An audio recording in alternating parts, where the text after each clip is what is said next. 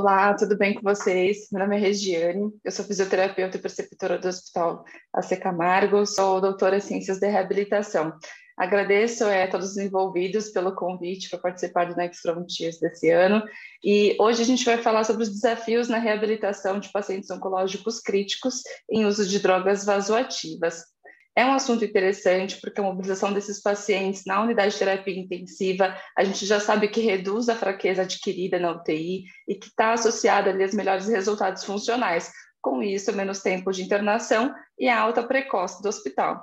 Mas a prevalência, da mobilização desses pacientes na UTI ainda permanece muito baixa. Uma barreira, que já é conhecida da mobilização é a instabilidade hemodinâmica, seja para pacientes em uso de drogas vasoativas ou não. Então, frequentemente, esses pacientes eles já precisam de droga vasoativa, mas mesmo assim, aqueles pacientes que não utilizam, mesmo assim, a mobilização ela ainda é precária.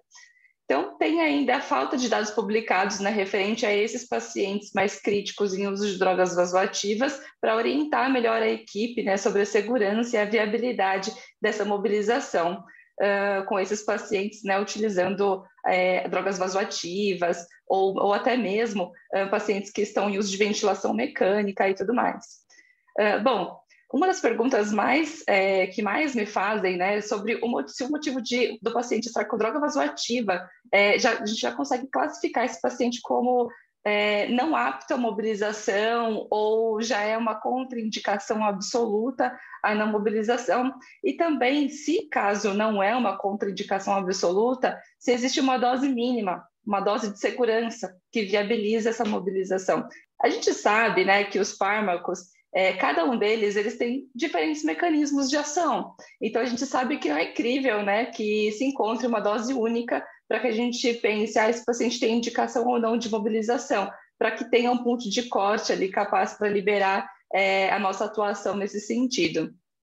Mesmo um consenso de expert, que publicaram em 2014, um artigo bem interessante, eles não conseguiram chegar num ponto de corte relacionado à dose mínima para viabilizar essa mobilização, para saber se é seguro ou não a mobilização precoce desses pacientes. Dois estudos, um de 2014, que é do Consenso de Experts, e Boyd et al. Em 2017, eles tentaram avaliar com esse mesmo esquema de semáforo os pacientes em uso de drogas vasoativas, tentando ali dar uma ideia se o paciente está em baixo, médio ou alto risco para indicar uma mobilização precoce. Sendo que o verde, esses pacientes, eles têm um baixo risco de apresentar algum evento adverso à nossa mobilização, então, seguindo algum protocolo de segurança, esses pacientes poderiam ser mobilizados. O amarelo, ele já tem um potencial risco, pode ter uma consequência ali adversa à nossa mobilização. E o vermelho, o paciente que tem uma questão ali de provável contraindicação mais significativa, um potencial risco de ter algum evento adverso durante a nossa mobilização. A ideia do vermelho para eles é não mobilizar, a não ser que seja autorizado pela equipe multi, junto com o fisioterapeuta, médicos e enfermeiros, essa nossa mobilização, mas que sejam ali em comum acordo, porque às vezes o risco e o benefício, às vezes não vale a pena. Tá? Então, por isso que é interessante nós nos juntarmos ali como uma equipe para saber se vai trazer mais benefício do que risco para o nosso paciente. Esses mesmos autores, o Boyd et al., em 2017, eles definiram como exercícios a reabilitação de exercícios mais ativos, Foram realizados dentro do leito, fora do leito, como exercícios ativos assistidos também para membro superior, membro inferior, inclusive ergometrias. Alguns dos exercícios, eles tinham um dispositivo Moveu, que é uma prancha ortostática que nós conseguiríamos deixar os pacientes inclinados a 30 graus, e ele tem um sistema de leg press, onde esses pacientes poderiam fortalecer quadríceps. Outros exercícios também, que são muito comuns e que eles utilizaram, seriam sentar à beira do leito, exercícios em pé, inclusive sentados em poltrona, tá?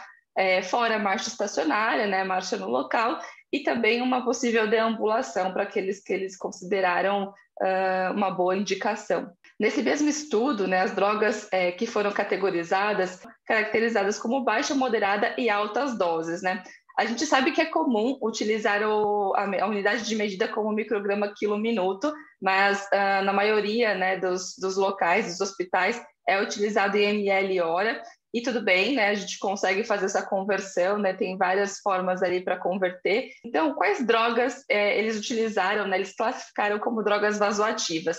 Foram dopamina, dobutamina, adrenalina, a noradrenalina, que ela é a mais comum, né, que a gente utiliza na unidade de terapia intensiva, a vasopressina, inclusive, né, entre outras drogas relacionadas à insuficiência cardíaca. Então, eles utilizaram como baixa, moderada e altas doses, então, como eu falei, né, em micrograma quilo-minuto, mais ou menos 3 para doses mais baixas de dopa e dobuta, 0,05 micrograma quilo-minuto para adrenalina, noradrenalina, um pouco mais alta, vasopressina. Ela acaba sendo administrada junto com outras drogas, né, por exemplo, a noradrenalina. Então, a cautela é muito maior em mobilizar esses pacientes. E assim por diante, né? A dose moderada, um pouco mais alta, acima de 3 até 10 micrograma quilo-minuto, e a dose alta, acima de 10 micrograma quilo-minuto. Então, fora, né? É claro que dependente ali da droga utilizada e o motivo utilizado. Olha só que interessante os dados que eles chegaram, né? Houveram 809 oportunidades de mobilização. Uma vez que o fisioterapeuta tomava a decisão sobre a indicação de mobilização, 260, que equivaliam 32,1% dessas oportunidades, a reabilitação não ocorreu. Então, é uma porcentagem alta, altíssima. Para 101, 12,5% dessas ocasiões, os exercícios foram realizados no leito. E 55,4% delas, os exercícios foram realizados fora do leito. A média do IMS, né, que é uma escala de mobilização que a gente utiliza na unidade de terapia intensiva, ela varia de 0 a 10, sendo que 0 é repouso, a gente não mobilizou esse paciente, 5 a gente já pensa numa mobilização à beira do leito para ortostatismo, e 10 é a mobilização máxima, que seria uma deambulação independente, né? Então, olha só essa média de IMS que eles chegaram, onde a gente considera extremamente baixa, né? Que equivaleu a 2,5%. Então, a maioria desses pacientes foram mobilizados no leito. Esse estudo, eles fizeram, né, eles repartiram, né, dividiram a mobilização no leito e a mobilização fora do leito. Então, no leito, ocorreram 101 mobilizações, e em 2 delas, né, a mobilização ocorreu na presença do sinal vermelho. Então, olha só que dado interessante.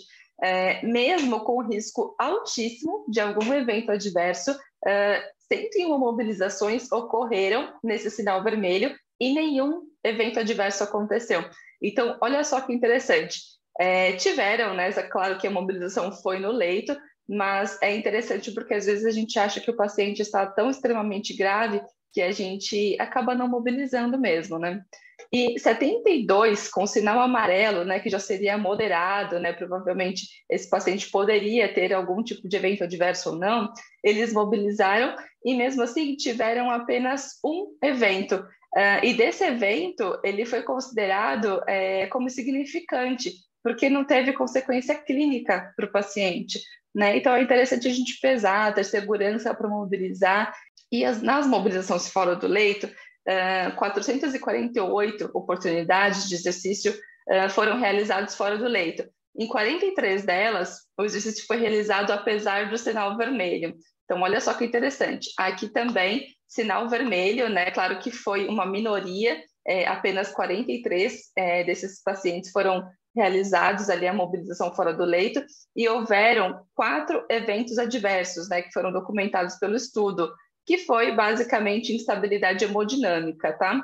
E 189 dessas ocasiões havia um sinal amarelo, né, que é aquele sinal mais moderado à mobilização, e apenas um evento adverso que também foi relacionado à instabilidade hemodinâmica. Então, esse estudo concluiu, né, que 299 dessas ocasiões, desses pacientes que estavam em uso de inotrópico, né, ou vasopressor, e 144, que equivalia a 48%, né, 48,16% dessas ocasiões de exercício, eles não foram realizados. Então, também é uma porcentagem alta para não mobilização, né? E os exercícios que aconteceram, né, que ocorreram, 13,71% dessas sessões em 114, que equivaleu a 38%, né, 38,12% dessas ocasiões, elas foram realizadas fora da cama. Um outro estudo, que foi publicado em 2018, também australiano, eles avaliaram 119 pacientes, né, que também foram submetidos a terapia vasoativas, mais ou menos de 371 dias, né, de avaliação, 195 episódios de mobilização, que equivaleu a 37,5% dos dias que receberam a droga vasoativa.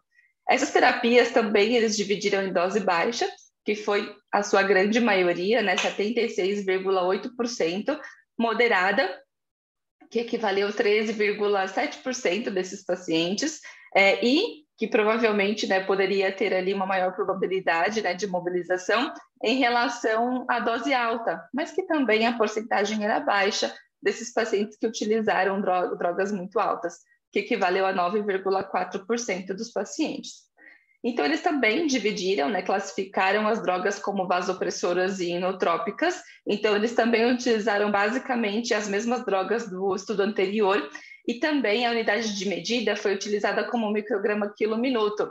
Mas se a gente comparar um estudo ao outro, as doses tidas como baixa aqui, elas são muito maiores do que as doses baixas do estudo anterior. Desses pacientes mobilizados, né, na terapia com droga vasoativa, com N de 72, né, intensidade máxima de mobilização, essas mobilizações, né, acabaram sendo tidas como baixo, né, com IMS de 1,2, que são mobilizações ativas no leito. Inclusive, em 31% dessas mobilizações ocorreram dessa forma. Então, a quantidade é uma porcentagem alta por um IMS baixo. E mobilizações moderadas, né, que o IMS de 3 a 5, geralmente mobilização já começando com as pernas para fora do leito, né, à beira do leito, que foram 51%, e mobilizações altas, né, que seria a mobilização ali, a deambulação independente. E ocorreu em 18% dos dias que esses pacientes utilizaram drogas vasoativas. Então, a gente ainda vê mobilizações mais moderadas, né, mais precavidas desses pacientes de utilização de drogas vasoativas. Eles viram que não houve nenhum evento adverso grave, houveram 14 ocorrências desses pacientes, que foi apenas hipotensão e que foi reversível, só aumentando a droga transitoriamente durante a nossa terapia, que foi ali uma porcentagem de 7,3%. Eu trouxe essa figura, né, desse estudo sobre a média da pressão arterial desses pacientes, onde não houveram nenhum evento adverso, e os que ocorreram evento adverso, né? Então, eu acredito assim, que vendo esse estudo, a gente pode repensar melhor, claro que com precaução, com cuidado, né, bom senso, avaliar bem a indicação desses pacientes e aferindo a pressão arterial, para ver se dá para a gente melhorar essa mobilização e, de repente, diminuir o tempo de uso da droga vasoativa. Uma outra figura bem interessante é essa daqui, que mostra o número de mobilizações, de episódios de mobilizações. Então, eles compararam a média de vezes que a enfermeira, né, ou o enfermeiro mobilizou, e a fisioterapia, a equipe de fisioterapia em si. Então, olha só que interessante. Aqui, nesse primeiro quadro, mostra a quantidade de vezes que foi muito maior de mobilização pela equipe de enfermagem. E aqui, mostrando a quantidade de vezes do fisioterapeuta. Mas é interessante pontuar, porque apesar de ter sido um número muito mais alto, né, de episódios de mobilização, a equipe de enfermagem mobilizou baixo para moderada intensidade. Então, isso está me indicando que realmente eles mobilizam muito mais do que fisioterapeuta, provavelmente numa UTI brasileira também. Isso a gente sabe, a gente vê que ocorre, mas é a mobilização necessária para fazer o tratamento que eles precisam, que seria uma troca no leito, seria um banho, uma higiene e muitas vezes até a transferência para a cadeira de banho, né? Então a gente vê que eles mobilizam muito mais, porém num nível de mobilização baixa. E a fisioterapia, a gente consegue chegar na mobilização mais alta, até porque é o nosso foco mesmo com o nosso paciente, para que ele saia minimamente ali independente da nossa UTI. Então a gente sabe que esses pacientes, eles precisam ser bem avaliados, pontuando bem aqui que todo o trabalho realmente diz, a nossa prática clínica, a gente vê que, em comum acordo com a nossa equipe, né, equipe médica, equipe de enfermagem, para a gente avaliar melhor o risco-benefício da mobilização desses pacientes. Então, precisa sim ter uma discussão, né, com a equipe total ali que trabalha junto com você, até porque quem trabalha sozinho não é um bom profissional, a gente já sabe disso. Se a gente, de repente, contraindicar por algum minuto, a gente tem que pensar bem se vai valer a pena, né, porque a gente vai retardar a mobilização desse paciente e muitas vezes, né, provavelmente as consequências da imobilidade, elas são muito maiores. Então, é interessante a gente pensar nesse cuidado também, tá bom? Então, aqui eu estou mostrando uma paciente que já passou por uma gravidade absoluta, né? E uso de ventilação mecânica. Então, a gente sabe que e a gente conseguiu ali chegar num patamar de mobilização máxima. Então, foi bem interessante e eu gostaria que todo mundo pensasse a respeito. Agradeço a todos os envolvidos novamente e obrigada por assistirem. Tchau, tchau.